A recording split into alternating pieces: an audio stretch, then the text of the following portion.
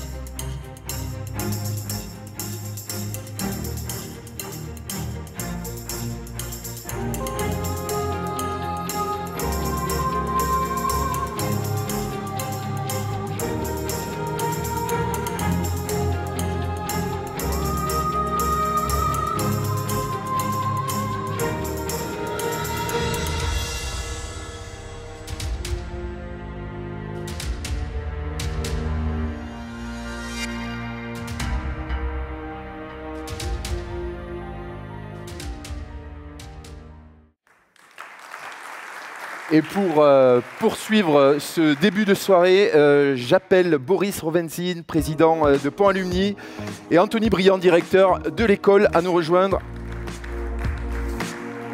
On va se mettre sur les fauteuils, vous serez bien installés. Anthony, asseyez-vous, asseyez-vous. Alors, tout d'abord, on va réagir à ce petit film. On vient de voir ce montage qui rappelle les événements de l'année en photo. Qu'est-ce que ça vous inspire? Bonsoir. Bonsoir à toutes et à tous. Merci de votre présence. Qu'est-ce que ça m'inspire? Qu'on a fait beaucoup de choses cette année et qu'on a fait beaucoup de choses essentiellement grâce à votre soutien. Donc je profite de cette réponse pour me mettre dans le sillage de Thierry et vous remercier très chaleureusement. C'est grâce à vous, très souvent, que l'on peut mettre en mouvement des projets que sinon nous ne saurions pas faire avec nos seuls moyens. Voilà. Boris? Alors, moi également, je suis très heureux et très fier de voir défiler cette année et de voir cette énergie que dégage la communauté des ponts, hein, qu'on a tous ensemble animé. Voilà. Il y a un élément qui manque un peu dans ces images et dont on a un peu parlé tout à l'heure et sur lequel je voudrais m'attarder un moment. Pardon Stéphane de perturber un peu ton exposé. Pas de problème. Mais je voudrais reparler du départ quand même de Camille Laborie en l'invitant à nous rejoindre rapidement, ainsi que Juliette Roca qui va lui succéder, de façon à ce que tout le monde mette un visage sur Juliette. Et puis ça nous donne également l'occasion de tenir une promesse que j'ai faite tout à l'heure, de faire cette fameuse ovation à Camille pour tous les services qu'elle nous rend depuis 6 ans. Merci beaucoup Camille.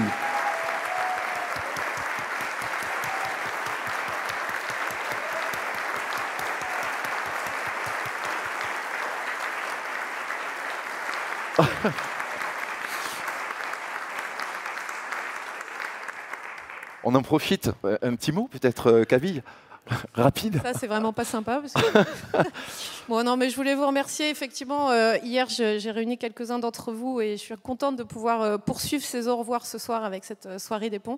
Je voulais vous remercier vraiment infiniment, tous, donateurs de la Fondation Alumni de manière générale, pour vraiment l'accompagnement que vous m'avez donné ces 6 dernières années. Ça a été vraiment...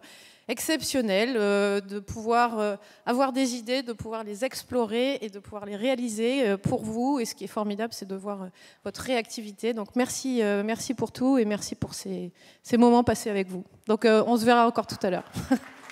Et bienvenue. Et bienvenue à vous.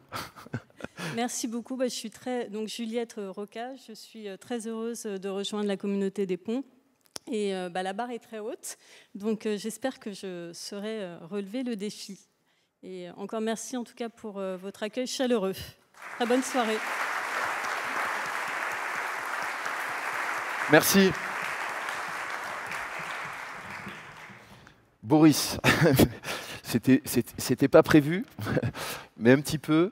On replonge sur l'actualité des alumni, l'actualité récente avec notamment votre réélection le 1er avril dernier. Et sinon, que s'est-il passé ces derniers mois?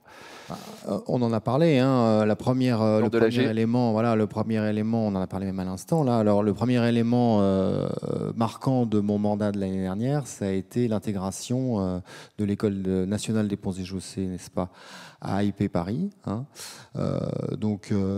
Chose pour laquelle la communauté des ponts avait déjà œuvré depuis longtemps, puisque c'est un acte qui nécessite, pas mal d'actions politiques, de relations, etc., de convictions aussi. Il faut faire signer un décret en même temps à un certain nombre de ministres, ce qui n'est pas évident dans notre actualité politique, en particulier dans l'actualité ministérielle de l'année dernière. Voilà. En fait, le gros du travail est encore devant nous. Hein. Thierry en a parlé tout à l'heure avec l'implantation à Palaiseau. Mais aussi le rapprochement aussi pédagogique, institutionnel, etc. Voilà.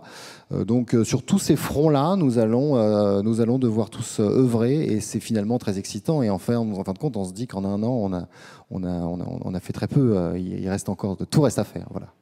Justement, parce que ce groupement IP Paris, c'est plusieurs écoles, avec l'école polytechnique, Insta Paris, NSAE Paris, Télécom Paris et Télécom Sud Paris. Qu'est-ce qui s'est passé depuis 10 mois, justement, Anthony ? Mais beaucoup de choses. Le premier, c'est qu'on a effectivement réussi à faire signer ce décret le 15 juillet 2024, qui était finalement la première étape, celle de la formalisation de notre intégration dans IP Paris. Ça a été une étape pas simple. Elle a nécessité beaucoup de rendez-vous, beaucoup de convictions, beaucoup de d'agilité. D'agilité, merci. Mais c'est là aussi où on voit l'importance, le soutien et la capacité de conviction d'une communauté comme la communauté des ponts. Et ensuite, depuis 10 mois, on apprend à construire ensemble avec les 5 autres écoles de l'Institut Polytechnique de Paris ce que ça veut dire que de créer un institut de sciences et de technologie de rang mondial. Alors avec plein d'opportunités et puis aussi forcément quelques risques. On est les derniers arrivés de la bande, donc ils vivent ensemble depuis 5 ans, donc on arrive, il faut apprendre les codes, comprendre les dossiers, voir où sont les zones de consensus, les zones de compromis, les zones de friction, et puis se faire une place dans cet ensemble-là. Alors, je vais vous rassurer tout de suite, ils sont ravis et très heureux de nous avoir. On sait pourquoi on a voulu y aller et ils savent aussi ce que l'on apporte en termes d'augmentation de l'espace de recherche de IP Paris, des singularités, des spécificités de l'enseignement et de la recherche à l'École nationale des ponts et chaussées. Maintenant, on construit quelque chose qui nous dépasse tous les uns et les autres individuellement et donc il faut faire cet effort de construire ensemble. Et je le dis avec beaucoup de force et d'humilité en même temps, parce que chacune de ces écoles, elle a une histoire longue, propre. Alors, c'est pas devant Antoine Picon que je vais m'engager dans l'histoire de l'école des ponts, il le fait bien mieux que moi. Mais voilà, et cette histoire, cette identité forte que l'on a à chacun, il faut ne pas l'oublier, mais arriver à faire avec et à construire une identité nouvelle et collective qui s'appelle l'Institut Polytechnique de Paris. Et donc, ça prend beaucoup de temps. Donc la réponse, c'est ça a beaucoup occupé mon emploi du temps et celui d'un certain nombre de gens à l'école des ponts.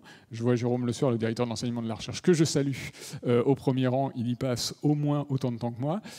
Beaucoup de temps et beaucoup d'énergie. Mais cette énergie, elle est le gage, la garantie qu'on va y arriver. Parce que là aussi, je le dis avec beaucoup de force, cette construction de l'IP Paris. Il s'avère que ce matin, j'ai commencé ma journée par l'audition du HCERS. Je vous passe, mais en gros, c'est un conseil qui évalue la qualité des établissements de l'enseignement supérieur et de la recherche, qui faisait l'évaluation d'IP Paris, et donc j'étais auditionné.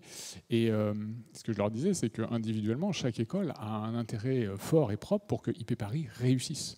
Et donc c'est ça qu'on fait depuis 10 mois. Eux depuis plus de 10 mois, mais moi depuis 10 mois, c'est de mettre toute cette énergie à construire cet objet qui nous dépasse et qui va nous porter au niveau international notamment. Et 10 mois pour construire les mois et les années à venir. Qu'est-ce qui va se dessiner? Thierry en a parlé. 3 dates quand même, Antoine, tu me corrigeras si je dis une bêtise. L'école des Ponts, 1747, création de l'école, ça vous le savez. 1994, vous le savez peut-être moins, mais l'école des Ponts devient un établissement public autonome, que j'ai la chance de diriger depuis un peu plus de 2 ans maintenant. Et maintenant, quand je présente l'école, j'aime à donner cette 3e date qui est 2024, et qui est une vraie nouvelle étape historique dans la longue histoire de l'école des Ponts, mais c'est le point de départ de quelque chose qui est à écrire. Et l'intégration à IP Paris, ça doit être aussi une manière de réfléchir un nouveau développement, une nouvelle dimension, une nouvelle dynamique pour l'école, qui prendra appui en particulier sur le projet d'implantation secondaire que l'on est en train de travailler avec la Fondation et avec Pont Alumni. Thierry l'a très bien dit, c'est un gros enjeu. Ce n'est pas uniquement un objet immobilier qui se joue à travers ce projet, c'est vraiment la réussite de l'intégration et la place marquée et la dynamique de développement dans les années, peut-être les décennies qui viennent, de l'école au sein de cet institut.